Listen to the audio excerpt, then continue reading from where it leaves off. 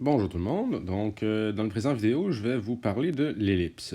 Donc, on a vu dans l'introduction là, sur le chapitre, là, en fait, vous avez vu dans la définition de ce que c'est qu'une conique. Euh, une ellipse, c'est quoi? Ben, c'est lorsqu'on découpe un cône, en fait, lorsqu'on coupe un cône avec un plan qui coupe seulement une nappe. Donc, autrement dit, et qui n'est pas, on pourrait dire, parallèle à une base ou qui n'est pas perpendiculaire à notre axe de révolution. Autrement dit, là, si on coupe notre cône de cette façon-là, l'image qu'on va avoir là, sur le cône, ça va être une ellipse. Si vous préférez, là, on peut également dire ovale, mais en mathématiques, on parle d'une ellipse. Donc, si on la définit d'un point de vue du lieu géométrique, donc une ellipse, c'est quoi? C'est une ellipse, c'est le lieu géométrique de tous les points dont la somme des distances à deux points fixes qu'on appelle les foyers est constante. Donc, qu'est-ce que ça veut dire graphiquement? Donc, si je prends n'importe quel point ici sur mon ellipse, donc ici j'ai le point XY,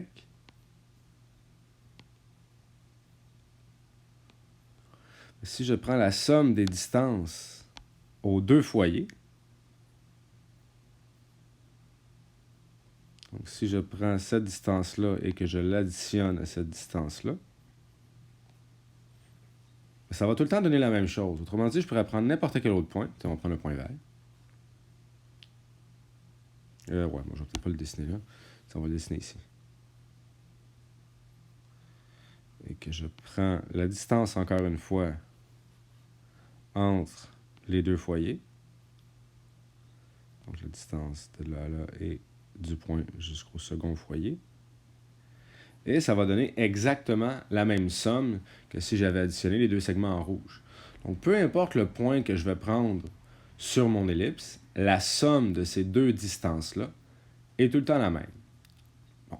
Maintenant, quelques petites informations importantes à savoir dans l'ellipse. Dans l'ellipse, on va définir trois choses. On va définir tout d'abord, en fait, trois choses. C'est plus ou moins vrai. En fait, il y a 5 choses qu'on va définir. Évidemment, il y a tout le temps le h et le k, donc qui est classique, qui revient là, que ce soit dans les fonctions ou dans les coniques. Le h et le k sont tout simplement les coordonnées du centre de l'ellipse. Donc, le centre de notre ellipse, c'est exactement en plein milieu entre deux points qu'on appelle les foyers. Donc, les foyers qui sont les points duquel la somme des distances sont tout le temps les mêmes. Alors, ensuite, on a ce qu'on appelle le paramètre A. Le paramètre A, c'est le demi-taxe horizontal. Donc, sur notre ellipse, ça correspond, je vais prendre du rouge, ça correspond à cette distance-là ici. Et le paramètre B correspond au demi-taxe vertical. Cette distance-là. Et lorsqu'on veut définir l'équation d'une ellipse, on l'écrit de cette façon-là ici. Donc, on prend la coordonnée en x et on lui enlève le h, la translation horizontale. Tout ça à la 2, divisé par le demi-taxe horizontal au carré. Ensuite, je fais la même chose pour le y, donc y moins la translation verticale, que je divise par le demi-taxe vertical. C'est le tout à la 2. Et tout ça doit être égal à 1. Donc ça, c'est l'équation d'une ellipse. Maintenant, avec ces paramètres-là, en fait, il y a un troisième paramètre qu'on peut déterminer, ce qu'on appelle le paramètre C. Le paramètre C, dans le fond, c'est la distance entre le foyer et le centre. Donc, sur notre dessin ici, je vais enlever les autres, je vais le dessiner en vert. Le C, ici, c'est ce qu'on appelle la distance focale. Donc, en fait, là, c'est seulement la distance entre le centre et le foyer de notre ellipse. Et comme je vous ai dit, les deux foyers, ce sont les deux points desquels la somme des distances par rapport à n'importe quel point sur l'ellipse, c'est tout le temps la même. On peut établir deux relations avec les trois paramètres qu'on a établis. Donc le paramètre A, le paramètre B et le paramètre C sont reliés par en fait, la relation de Pythagore, quand on y repense comme du monde. Donc, si le demi-grand axe horizontal est plus grand, autrement dit, si le A est plus grand que le B, autrement dit, si notre ellipse est à l'horizontale, donc si elle ressemble à ça, on va avoir la relation suivante. Donc, A à la 2 va être égal à B2 plus C2. Par contre, si mon ellipse elle était plus orientée à la verticale, donc si elle ressemble à ça ici, dans ce cas-là, je vais avoir B carré qui est égal à A carré plus C carré. Bon, là, je vais effacer ça ici parce que c'est horrible. Donc, et on vous dit que les coordonnées des sommets sont H plus A K, H moins A, K, H, K plus B. Bon, dans le fond, là, c'est tout simplement la logique. C'est que si on veut trouver les coordonnées des 4 sommets, les 4 sommets, ce sont, dans le fond, ces 4 points-là ici. Là. Donc, avec de simples sommes, on est capable de retrouver les coordonnées des sommets. Voici l'exemple d'ellipse. Donc, le centre ici est le point moins 2, 1. On voit assez clairement que le paramètre B ici est égal à 4. Le paramètre A ici est égal à 3. Attends, je vais prendre même le crayon rouge. Ce qui explique donc l'équation qu'on a ici. Donc, évidemment, le H étant moins 2, ça devient un plus 2 à l'intérieur. Mon K étant égal à 1 devient Y moins 1. Donc, le tout à la 2. 3 à la 2, ça fait 9. Et 4 à la 2, ça fait 16.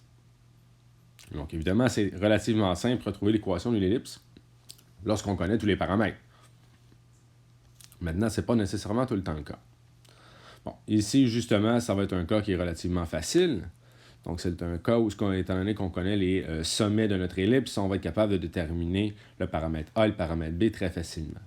Donc, uniquement en regardant notre image ici, on détermine que le paramètre A ici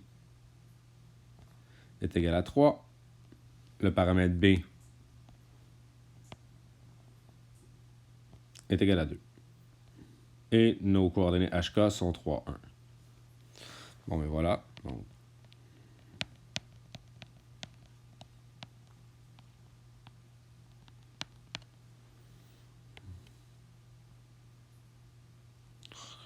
A, on va être conséquent, on va utiliser bonne couleur. Donc, A est égal à 3. Et B est égal à 2. Et on n'a pas besoin de plus d'informations. Excusez mon écriture, j'écris un peu vite. Ce qui veut donc dire, ici, j'avais dit 3. Hein? J'ai donc x moins 3. Tout ça au carré. Plus y moins 1 au carré. Je pourrais être sûr. Voilà. Et tout ça divisé par 3 à la 2. Donc divisé par 9. On peut laisser 3 à la 2 aussi, il n'y a pas de problème. Et dans l'autre cas, ça va me donner 4. Tout ça égale à 1. Bon, c'est sûr et certain que c'est pas tout le temps aussi simple de retrouver l'équation d'une ellipse. On ne donne pas tout le temps littéralement les coordonnées des paramètres A et paramètres B. On peut vous donner différentes informations. Voici un exemple. Donc ici, on vous donne le foyer. Bon, vous allez voir, c'est pas bien plus sorcier que dans le cas précédent. Là où ça devient peut-être un peu plus intéressant, c'est lorsque vous connaissez seulement, par exemple, la coordonnée de 2 points différents. Là, je ne l'ai pas mis dans les exemples présents, là. Mais il y a des exemples qui peuvent donner vraiment plus pénibles et vous devez même utiliser la définition du lieu géométrique. Donc, vous devez utiliser les distances aux 2 points. Donc, on pourra peut-être voir certains exemples là, dans le cahier, mais à distance, là, j'aime plus ou moins ça, là, vu les circonstances. Fait que je vais peut-être me limiter aux exemples de base. Donc, ici, on connaît les coordonnées du centre. Bon, ici, c'est pas bien compliqué. Notre H et notre K vont être égales à 0. Bon. Ensuite, avec les coordonnées du point du sommet, ici, on est capable de déterminer la valeur du paramètre B. Ici, le paramètre B va être égal à 3.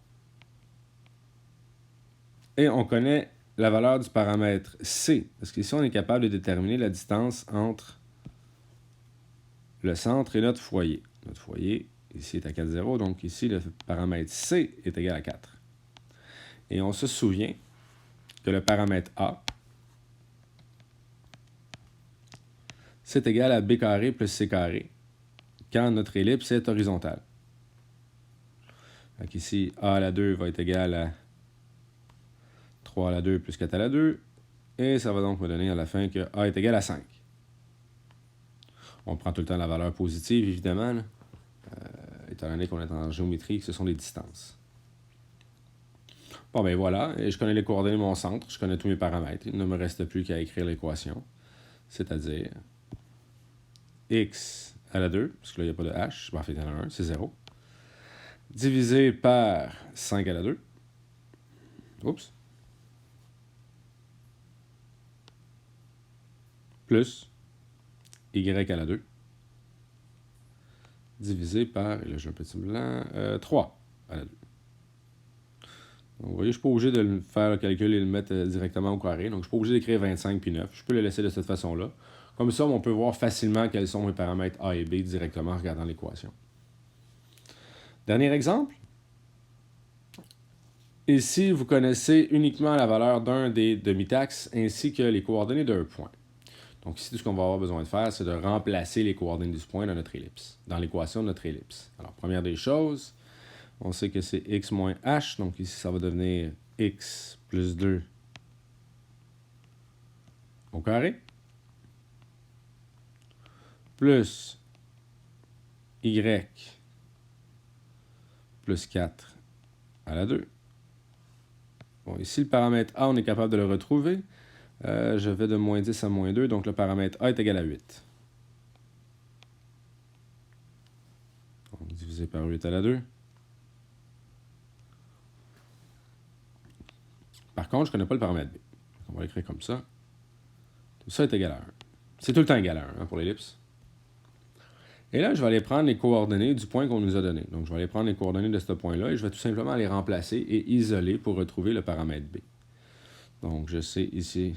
Bon, là, je vais écrire un petit peu plus petit parce que je vais manquer d'espace. On a donc 5,75 et moins 8. 5,75 plus 2 à la 2 sur 64 plus... j'ai dit moins 8, si je ne me trompe pas.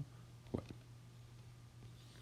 Moins 8 plus 4 à la 2 sur b à la 2, tout ça est égal à 1. Et là, on va faire un peu de calcul rapide. 7,75 à la 2, ça va me donner...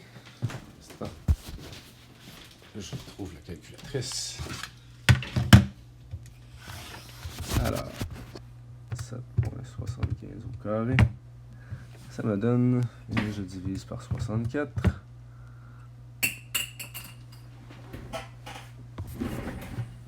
Là, je vais écrire la réponse approximative, mais moi, dans ma calculatrice, je vais garder la valeur exacte. Ça donne environ ici 0,94 plus moins 8 plus 4, ça me donne donc 4 à la 2, plus 16 sur b à la 2 est égal à 1. Je vais faire un peu d'algèbre. Donc, 1 moins la dernière réponse.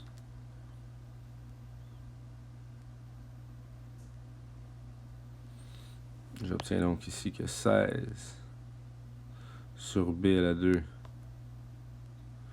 est environ égal à 0,06. Et j'obtiendrai à la fin que b, donc 16 divisé par la dernière réponse, j'obtiens environ 16,13. En fait, si vous préférez, là, j'obtiens que b à la 2 est environ égal à 260. Et c'est donc cette valeur-là que je vais aller mettre dans mon équation. Donc ici, je vais aller écrire que... Tiens, je vais le retourner en haut. Là. X au carré. Oups. X plus 2 au carré. Divisé par 64. Plus y plus 4 à la 2.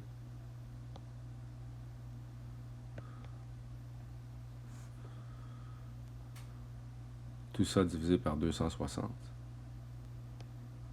est égal à 1.